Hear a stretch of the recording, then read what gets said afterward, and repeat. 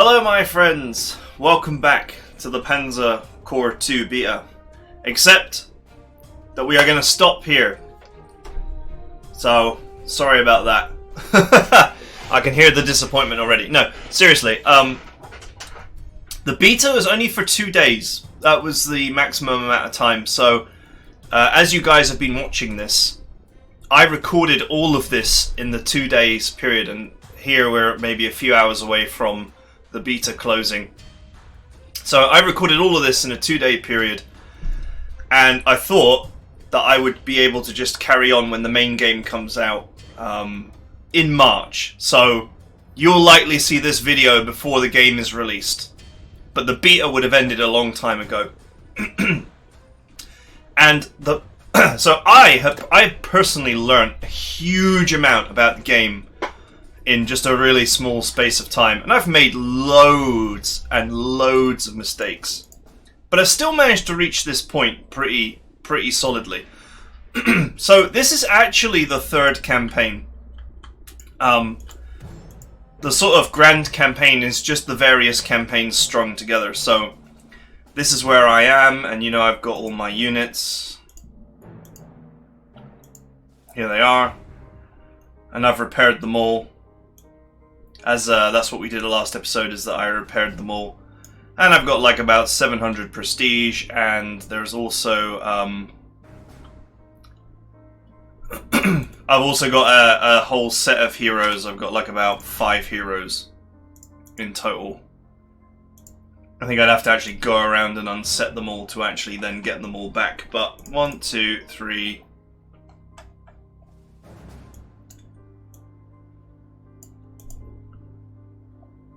4, 5, 6. I've got 6 heroes at this point.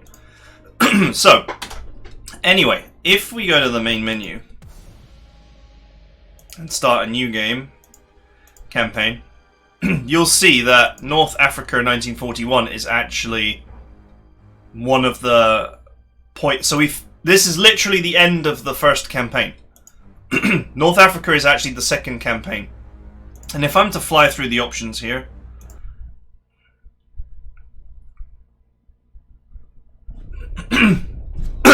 God, this just seemed like a great place to end. So you can see, I'll just accept here, yeah, whatever. This is the exact same mission.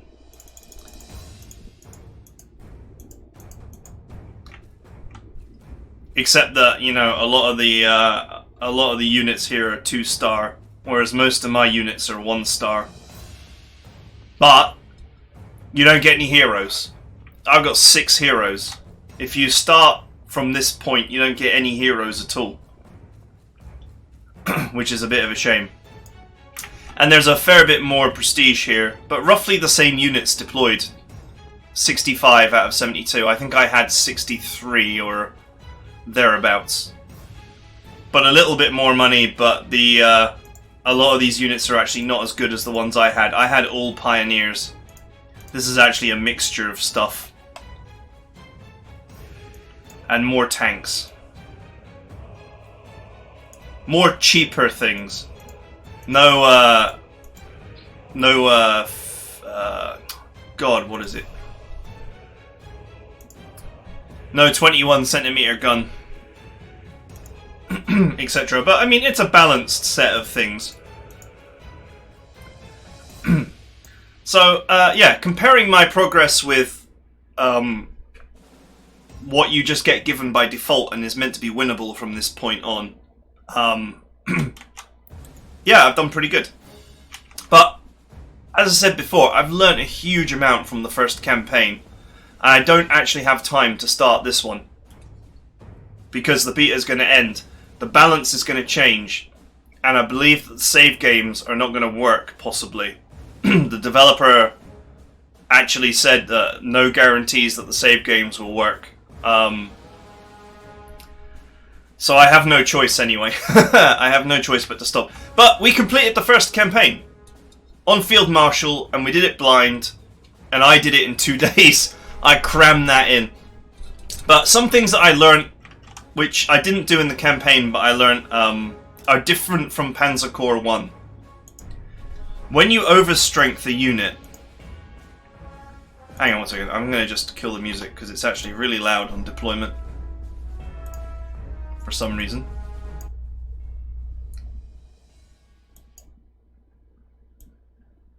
Okay, there we go. So, overstrength used to be that you just added extra units that were quite expensive. And then if you lost them, they were gone. Your investment in overstrength disappeared. Now what I found out, which I didn't know, is that in this game, overstrength actually sticks around forever. So if you overstrength a unit, it stays, it keeps the overstrength capacity. So if you then go to reinforce it later, it will reinforce to its high overstrength strength. It will not reinforce to the standard strength.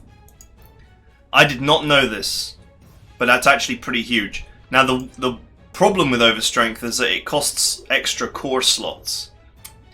And you're already quite pressed for core slots. But if you combined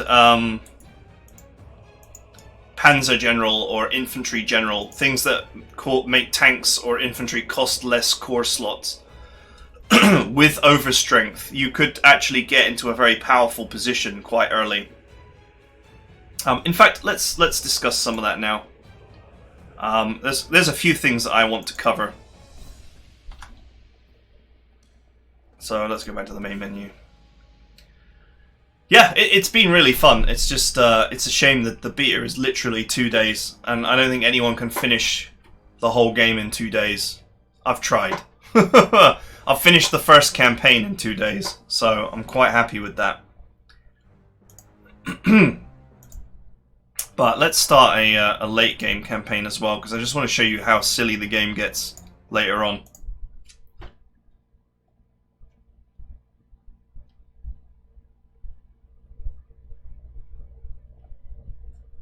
It takes a while to load as well, but I want to show you guys some other stuff from the beta before the beta closes, and then it's like a month. It's going to be a whole month until it comes out. So there's not going to be any time.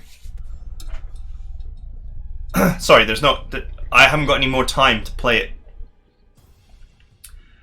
Yeah, if you combine, say, Infantry General or Panzer General, costing 25 less slots with overstrength, then it might not be so painful. I've discovered that industry connections is worthless because you get prototypes, and some of them are quite nice, but when you reinforce a unit, when it takes casualties and you reinforce it, it comes out of the prototypes pool. So they run out, which makes them really difficult to sustain, and you still have to pay for them. In the first game, if you got a special unit, you got it for free. But in this game, you actually have to buy it anyway. So you might as well just buy normal units. I actually really don't see the point of this one. Which is a shame, because, you know, it's nice to play with exciting different units. But it's like captured units. You capture units, but you still have to buy them. Why, you know... I don't know if they're going to change the balance on this with the main release, but what is the point in capturing units? And then you have to pay for them. You can't just deploy them for free. You have to actually buy them. You might as well just buy your units. Your units cost the same amount, and they're better, and you've got an infinite supply of them. Liberator is a big deal, of course, for... I was totally correct to choose this. This is a big deal for playing on Field Marshal, because you need the money. That's probably the most vital of all the picks to go for. I really like Deep Recon, because it just let me see the map. I presume that once you've learnt the game, you've played all the missions 100 times, you'll know where everything is, and this will become less powerful. But for my blind play, this was really good. A 5% accuracy bonus is, you know, it's okay. It's a little something extra. But I never found that the accuracy bonuses from the Recon were all that decisive anyway. I never looked at this, and all of this is subject to change as well, because, as I said, this is the beta. Some of the balance does feel a little bit off, like tanks feel in a really bad spot at the moment, at least in the early game. They just get murdered, and they don't seem to be that effective against anything. Maybe completely unentrenched infantry or scout cars or something, things that are totally exposed you can do heavy damage to. But generally speaking, infantry is better. But anyway, initiative lets you shoot first, get most of your shots off before the enemy counterattacks. And that could be powerful in the opening of each battle, because that's usually when the most violence is happening, and when the AI throws all of its aircraft at you. By the time the first 3 or 4 turns are over, usually every enemy aircraft is in the ground. See, and this could help tanks, but their movement was never the problem. The fact that they just can't kill infantry that's even slightly entrenched is their main problem. Even if the enemy is in a plain tile, if they're entrenched, if they've been there for a little bit, tanks can't seem to take them down. At least early tanks. Later tanks like Tigers and stuff can get the job done. See, I don't understand how much prestige you actually get when you force a unit to surrender. It never seemed like that much. And here's another thing. It is twice as expensive to reinforce in battle, I have learnt, than in the deployment phase. I did not know this, but that is the case. And it's twice as expensive to use elite reinforcements than standard ones. So if you're using elite reinforcements in battle, you're paying 4 times the prestige for them. I did not realize that was the case, but I made a lot of mistakes around that, which I didn't need to make.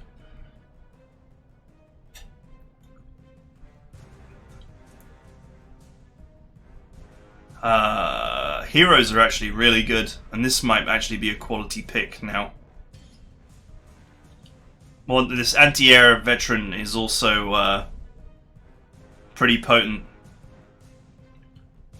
Just knowing how aircraft work. The thing is, aircraft, the way they changed the aircraft system, aircraft really benefit the enemy way more than they benefit you now.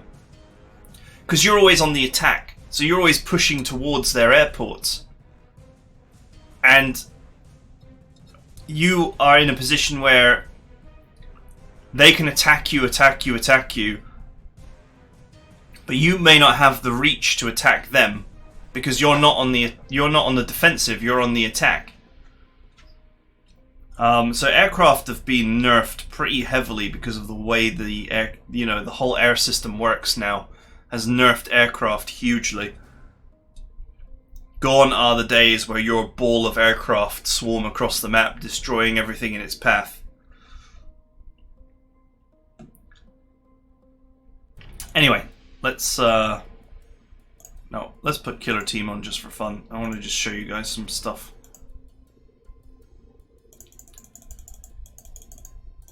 So, no retaliation, sweet.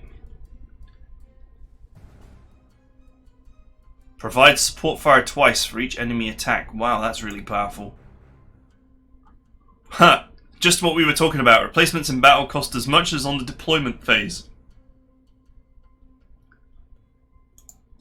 That could be useful for a particular unit. But yeah, what I want to show you is, so this is the last campaign. Or one of the late campaigns anyway. And you can see, look, the map is absolutely enormous. And you have a whole lot of units to play with. And so, like, I really like tactical games with a fair amount of strategy, but this the game obviously gets like really big, way bigger than the first game. So as the game progresses, we're going to get into absolutely massive battles. And that's going to be quite painful for a video series, because there's no way that you're going to be able to complete a battle like this in an hour or 2 or even 3.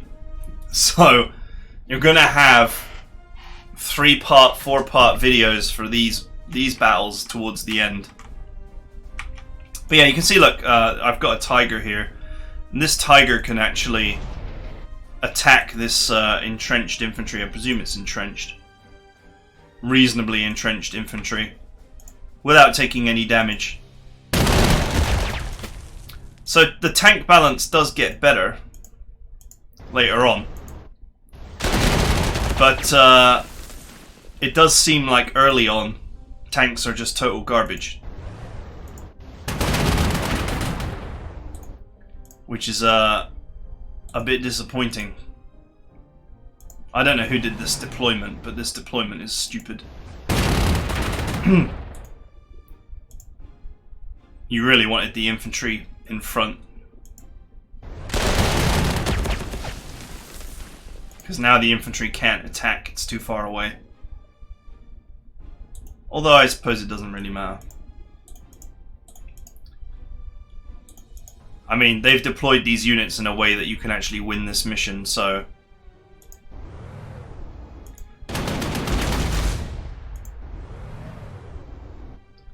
yeah. So as you can see, you know, vehicles do get better as the game goes on. And overstrength will get better as the game goes on because, you know, trying to apply this giant ball to particular weak points is very difficult. So, you know, if it had half as many units but they were all twice as strong, it might be easier to just pummel your way through.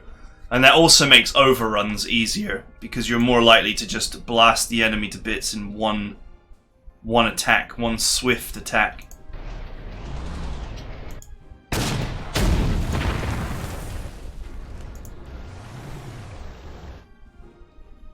What is this? This is actually an anti-tank, isn't it? Silly me.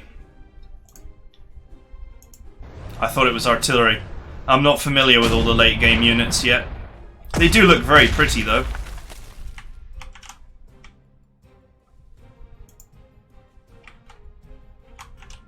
It's an Ashhorn. Elephant, tiger. That's a Stug of some description. That's another Stug of some description. Stug.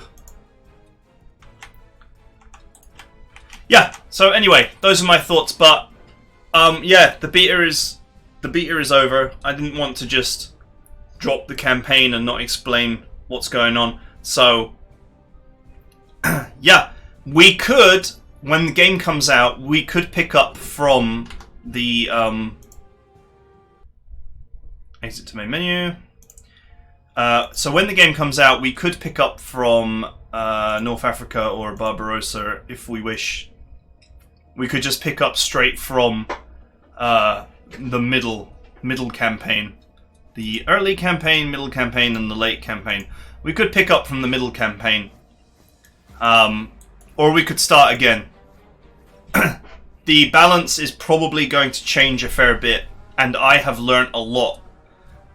So it might be wise to start again. But we could pick up from North Africa in 1941.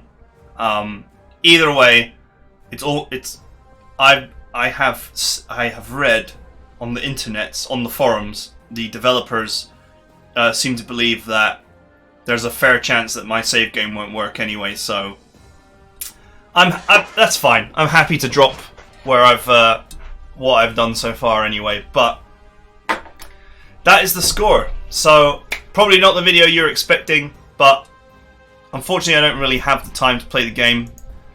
I just wanted to show you guys as much as I could show you as quickly as possible, and go over some of my thoughts from having played the game non-stop for 2 days straight till my eyes have bled. But yeah, I'm very happy.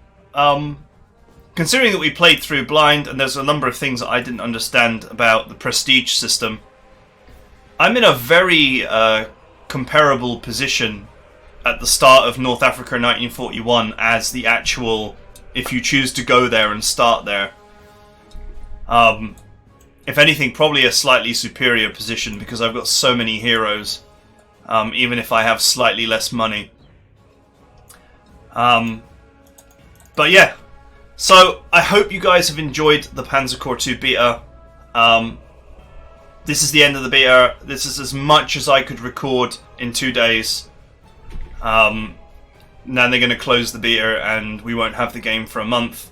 By the time you guys see this, the game will be very close to release. And it'll be interesting to see what they've changed. It'll be interesting to see if they've changed any of the balance. If they've buffed any of the early game tanks. My main takeaway was that infantry in this game, infantry and artillery are basically the way to get anything done. Artillery it, and then apply infantry to it. And recons are okay. I mean, ironically, tanks are so bad, and recons get special movement, that I actually prefer recons to tanks in a lot of cases, which is not something I would ever thought I would say. And the really tough tanks that the enemy gets, which there were a couple in the Poland 39, in the Poland 1939 campaign, there were a few tanks that were really tough, and my tanks couldn't really damage them. And normally you would need an anti-tank to get rid of them, but the 88 flak in anti-tank mode was perfect for that, for just those couple of tanks. So that is certainly a unit worth keeping around, and I actually lost mine and it took loads of damage at various points. Because it behaves really weirdly. It undoes its tank mode when you move it. So even if you're done with destroying all the enemy aircraft, and now is the time to put the anti-tank in the anti-air into anti-tank mode. Every time you actually transport it somewhere, it goes back into anti-air mode, which is really irritating. But hey, right, that's it. That was a bit of an info dump. I hope you guys enjoyed the campaign. I hope you enjoyed this sneak peek at the beta, the 2-day beta. I tried to get as much done as I could in that time, and I'm very happy to have actually finished Poland 1939 in the time allotted. I think that's pretty good. And if you guys really enjoyed it, then we will do more Panzer Corps 2 when it comes out. And we might start from the beginning, or we might carry on from North Africa 1941 and re-examine all the balance at that point and all that kind of thing. But for now, that is it. My hands are tied. We cannot continue. My beta save game is going to be consigned to the bin. Not much I can do about that. But yeah, I had a great time. And I hope you did too. And I will see you in the next campaign. Whatever that may be. Maybe this. Alright, laters.